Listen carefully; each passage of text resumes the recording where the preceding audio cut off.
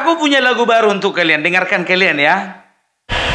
Ayo, ayo ganyang fufu fafa, ganyang fufu fafa, sekarang juga semua. Ayo, ayo ganyang fufu fafa, ganyang fufu fafa. Ganyang, ganyang, ganyang Firza Husein, ganyang Firza Husein sekarang juga. Ganyang, ganyang, ganyang Firza Husein, ganyang Firza Husein 2016. Aduh, penasaran ya siapa Firza Husein ya? Tanya aja sama bapak yang ciptakan lagu itu. Opung emang kenal bapak itu sama si Firza Husein? Wah kenal, dekat kali pun. Sering orang itu chattingan.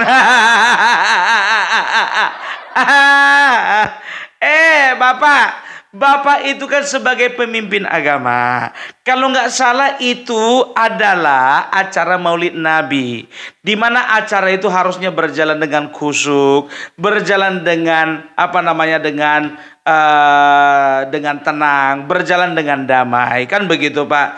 Kenapa kok itu lagunya lain Pak? Itu Bapak yang menciptakan lagunya ya? Wah, ternyata Bapak punya talenta yang menciptakan lagu ya. Hehe, luar biasa Bapak. Kalau bisa Pak, jangan lagu Bapak itu aja direkam. Lagu aku ini juga maunya direkam lah Pak. Biar kalau bisa kita satu level Pak. Aduh, nggak boleh seperti itu Bapak. Ya, sekarang ini ya kita harus bedakan mana acara agama, mana acara politik. Kan begitu Bapak. Sah-sah saja Pak. Kalau Bapak mau bicara politik sah-sah saja. Tapi forumnya diperhatikan Pak. Kok Bapak sama aja sama Amin Rais Pak? Acara nikahan di masjid kok ngomongin kondom? Bapak begitu juga Pak. Acara Maulid Nabi kok Bapak ngomongin fufu fafa Pak?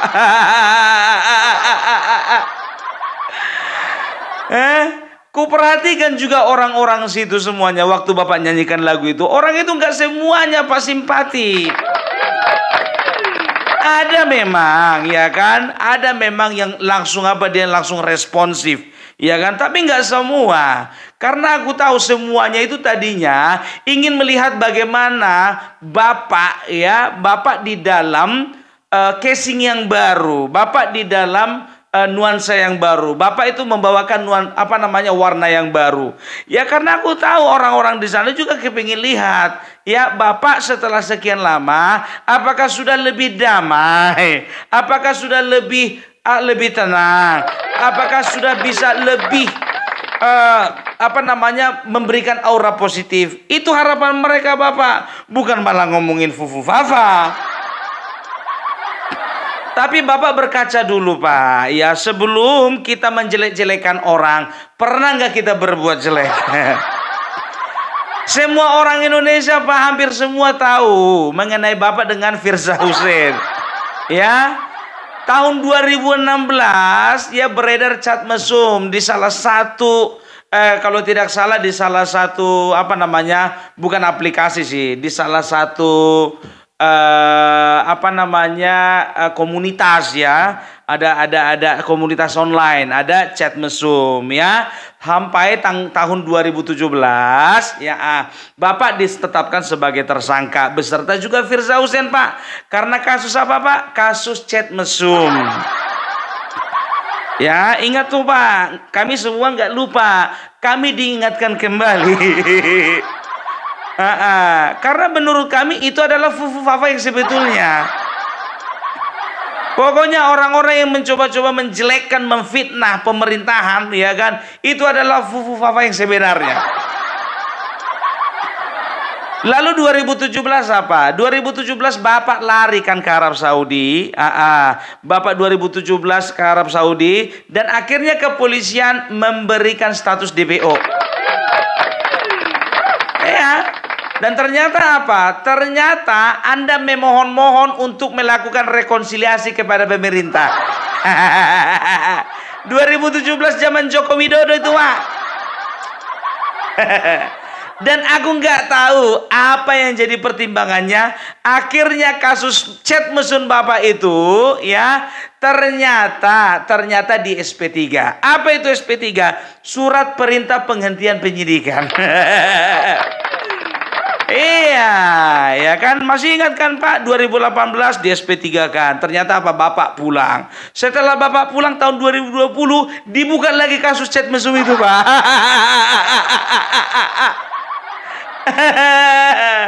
Itu Pak. Iya kan, jadi tolonglah ya.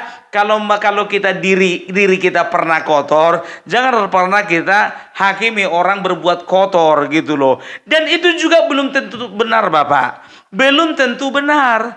Kalau misalnya tidak terbukti benar, berarti Bapak bisa dikenakan pasal pencemaran nama baik, karena Bapak sudah menuding wakil presiden, sudah menuding Bapak Presiden Joko Widodo, kan begitu ya? Karena di dalam orasi Bapak itu, Bapak juga bukan cuma bahas masalah fufafa, Bapak juga juga sudah menjelek-jelekan pemerintahan. Kan begitu. Memang betul, presiden kami itu tinggal sebulan lagi. Tapi ingat Pak, walaupun sebulan lagi, dia itu tetap Presiden Republik Indonesia. Dan Bapak ingat ya, Bapak juga dipulangkan waktu zaman dia kan. Waktu dia masih pemerintah kan. Itu dia. Gitu loh ya. Jadi aku nggak ngerti ngelihat Bapak. Bapak bisa dikatakan punya pengalaman luar biasa lah ya. Bapak punya pengalaman keluar masuk penjara. Ya, punya pengalaman ya tersandung kasus hukum. Ya kan? Yang luar biasanya lagi 3 periode presiden lagi. Zaman Megawati, SBY dan juga Joko Widodo. Nah, itu prestasi luar biasa itu, Pak. Jarang-jarang ada orang bermasalah dengan hukum ya di 3 masa pemerintahan presiden.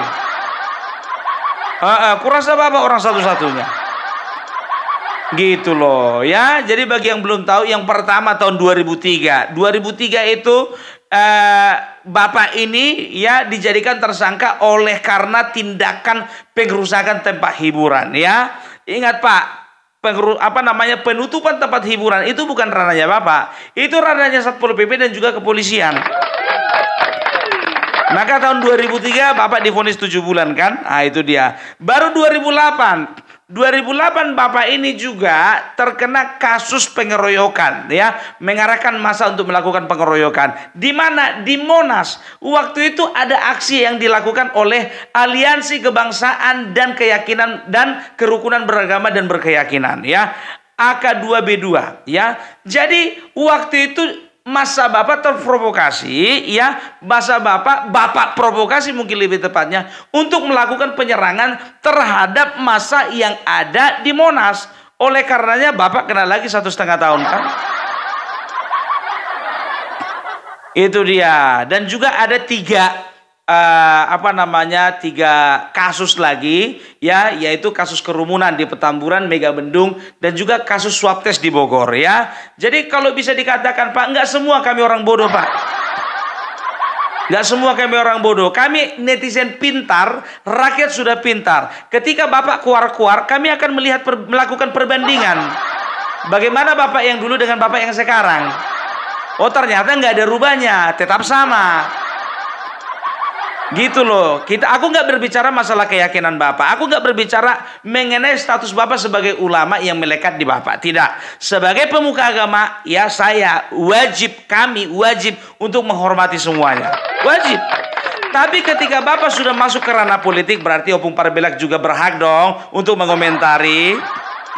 Iya kan, itu dia. Apalagi masalah tentang hukum ya. Karena apa? Karena ini berbicara tentang hukum. Ya, karena ketika seseorang melakukan perbuatan ya pencemaran nama baik, maka konsekuensi yang akan diterimanya adalah hukuman paling cepat itu 4 tahun penjara.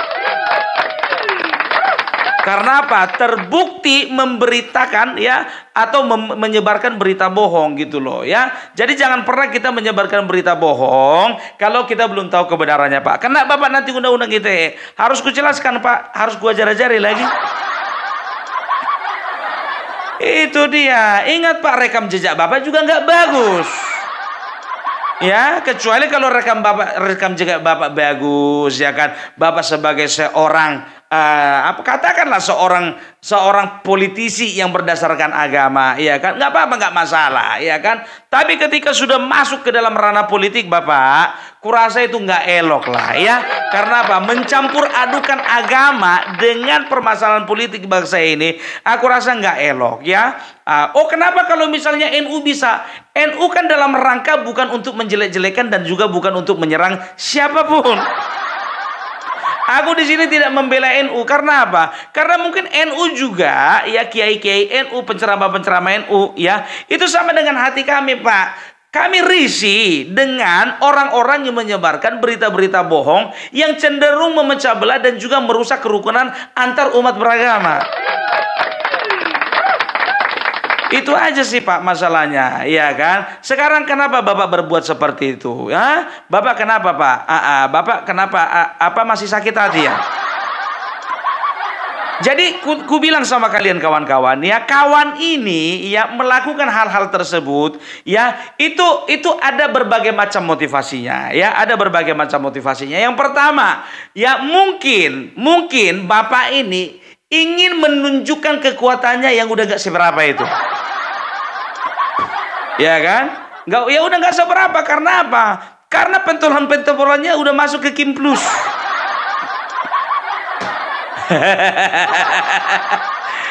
Karena dia juga pernah bilang, ya kan, jangan pernah kalian bully PKS. Karena apa? PKS itu sedang PKS itu memang terpaksa melakukan itu. Ya kan? Itu berarti kan kita kan sudah tahu bahwasanya selama ini mereka melakukan demo, mereka melakukan aksi, itu bukan berdasarkan membela agama, tapi membela salah satu paslon. Gitu loh. Lain hal dengan masalah Ahok. Mungkin versi mereka Ahok itu Ahok itu menistakan agama. Ya mungkin kalau secara pasal-pasal dan juga undang-undang, ya mungkin ya udahlah, kami relakan lah. Kan begitu. Tapi kurasa lebih banyak kalian menistakan agama daripada Ahok. Karena apa? Banyak kali kekerasan yang kalian lakukan. Ya, karena bagi kami semua umat beragama dan semua agama yang ada di Indonesia ini, bahkan di dunia ini, selalu mengajarkan kebaikan dan kedamaian. Coba pernyataan Bapak juga di beberapa media sosial mengatakan apa? Kita akan berhadapan dengan pasukan berani mati bela Jokowi. Semua warga Jakarta yang umat titik. Saat ini saya sarankan untuk asa golok di rumah masing-masing. Pak, nggak usah Bapak suruh juga, udah ngasah golok orang itu, Pak. Banyak gunanya untuk motong kayu, motong ayam, motong bambu. Karena apa? Kalau nggak diasah karatan dia, Pak. Ya, tapi maaf Bapak, sebagai seorang pemuka agama, Bapak nggak pantas mengatakan seperti itu. Terus Bapak pancing-pancing lagi, ya, mengatakan nanti kita lihat kalau mereka merusak ketertiban umum, kalau mereka itu merusak seperti halte-halte dan juga tempat-tempat umum, maka kita akan lakukan tindakan. Pak, yang melakukan tindakan bukan Bapak, tapi kepolisian. Kalaupun pada akhirnya aksi bela Jokowi, ya, aksi rela mati bagi entah apapun namanya itu, ya, ternyata menuju ke anarkis, itu bukan ranah Bapak, itu ranahnya kepolisian. Gitu loh. Tapi aku yakin, Pak, aku percaya aja, ya, tidak akan mungkin kalau memang ada aksi ini, kalau ada, ya, aku nggak tahu ini akalan-akalan beberapa oknum saja ini yang melebih-lebihkan. Kalau memang mereka melakukan aksi, tidak akan pernah ada namanya tindakan anarkis, nggak akan pernah. Kalaupun ada tindakan anarkis, itu perlu diinvestigasi, ya, diinvestigasi oleh kepolisian, apa menjadi motivasinya, dan betulkah mereka itu bagian daripada massa yang melakukan aksi tersebut. Bukan Bapak suruh-suruh orang ngasah golok untuk menyerang mereka. Bapak kenapa sih, Pak? Udah lama nggak perang. Bapak salah pilih tempat, Pak. Indonesia bukan tempat untuk perang. Kalau Bapak mau cari tempat untuk perang, Bapak pergi ke luar negeri sana, ya kan? Ini Indonesia bukan tempat untuk perang. Cukup ya. Apapun yang menjadi ceritanya, baik itu ras, ya, agama, suku, golongan, segala macam, tidak ada alasan untuk kami masyarakat Indonesia Bapak ajak untuk berperang, nggak ada, Pak. Gitu, kayak orang nggak punya otak aja Bapak bikin kami. Kami masih punya otak, masih punya adab, Pak, ya kan? Ya, kalaupun kami bela Jokowi lewat konten-konten ataupun lewat juga misalnya narasi-narasi kami, bukan karena kami buzzer. Ku bilang sama Bapak, aku nggak pernah dibayar. Mulai dari Pilpres kemarin sampai sekarang nggak pernah dibayar. Jadi jangan Bapak bilang apa namanya buzzer-buzzer, bukan. Yang kami inginkan adalah semuanya berjalan dengan baik, Pak, gitu. Kalau Bapak tidak suka calon Bapak tidak naik kemarin itu, ya, udahlah diam aja lah Bapak, gitu. Lihat-lihat aja lah. Sekarang yang jadi pertanyaanku, Pak, ya, Bapak melakukan hal-hal tersebut, Bapak melakukan atas inisiatif sendiri atau ada yang nyuruh? Jawab, Pak. Ya kan? Ya, kalau memang inisiatif sendiri ya sudahlah, ya kan, kami hargai itu. Tapi kalau memang ada yang nyuruh, siapa orangnya? Paling orangnya itu juga udah tahu kami. Kalau ini aku disclaimer dulu ya, aku tidak mau menciptakan gesekan dengan kaumnya Bapak, tidak. Tapi ketika Bapak membicarakan masalah fufu-fafa, pesawat jet pribadi, ya kan, itu udah ada ranahnya sendiri, Pak. Biarlah KPK yang menyelidiki. Memang kalau memang masalah fufu-fafa ini memang betul adanya, biarlah kepolisian yang menyelidiki. Sampai sekarang pun juga polisi tidak bergerak.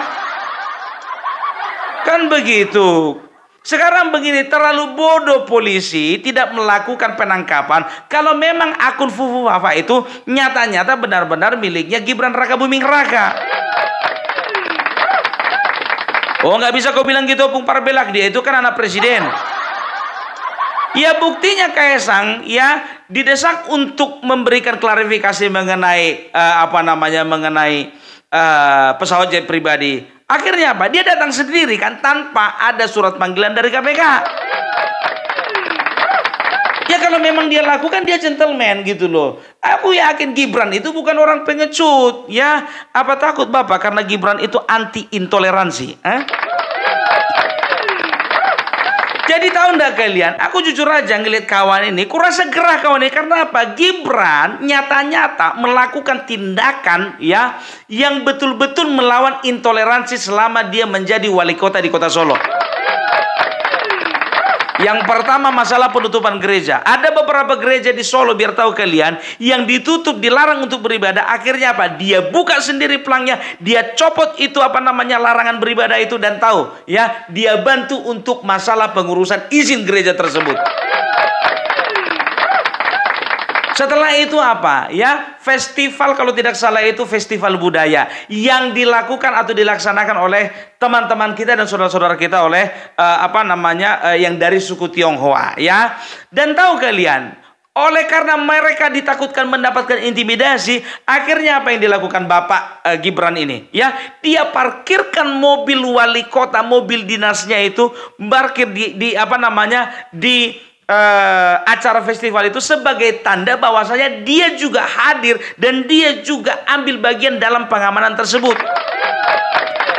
Ujungnya apa? Semua berjalan dengan baik. Dan pada acara Natal dan Tahun Baru, kota Solo itu dihiasi bernuansa Natal. Itu. Jadi yang kita perlukan pemimpin seperti ini. Dan ini yang membuat kalian takut. Membuat para pembenci Jokowi takut, terlebih lagi kaum-kaum intoleran. Aku tahu itu karena apa? Gibran pasti akan mengambil tindakan yang sangat keras ketika ada intoleransi ada di Indonesia ini.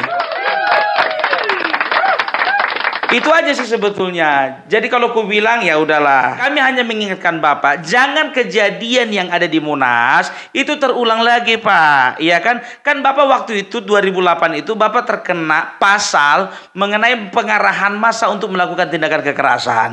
Jangan pasal itu lagi dikenai kepada Bapak. Karena apa? Karena Bapak terpancing untuk melakukan provokasi gitu loh Pak. Ya kami kan sebagai warga negara Indonesia yang baik, kami hanya mengingatkan Bapak yang jauh lebih tua daripada kami untuk tidak jatuh ke lubang yang sama Pak. Tapi kalau lubang yang itu Pak beda. Ini lubang yang jahat Pak, bukan lubang yang enak. Gitu loh. Maksudnya lubang yang enak itu ya contohnya kita masuk ke ke gorong-gorong gitu loh. Atau misalnya ke gua-gua yang ada tempat wisata. Itu lubang-lubang yang enak maksud saya, Pak. Bukan yang lain-lain loh, Pak. Atau masuk ke ke waterboom kan ada lubang corongnya masuk sampai ke dalam ke kolam renang gitu meluncur gitu. Itu lubang yang enak maksud saya. Ya jangan terlalu berpikiran negatif Pak. Karena saya tidak akan pernah melakukan sesuatu yang tindakan mesum disebar-sebarkan ke publik. Nggak mau Pak. Saya masih menjaga kesopanan Pak, masih. Alah, oke. Ya, jadi kalau ku katakan, ya cukuplah sampai di sini dulu Pak. Kalau mau dibahas lagi nanti lanjutannya Pak. Tonton aja videoku yang kedua ya. Salam Parbelok, salam NKRI, NKRI harga mati.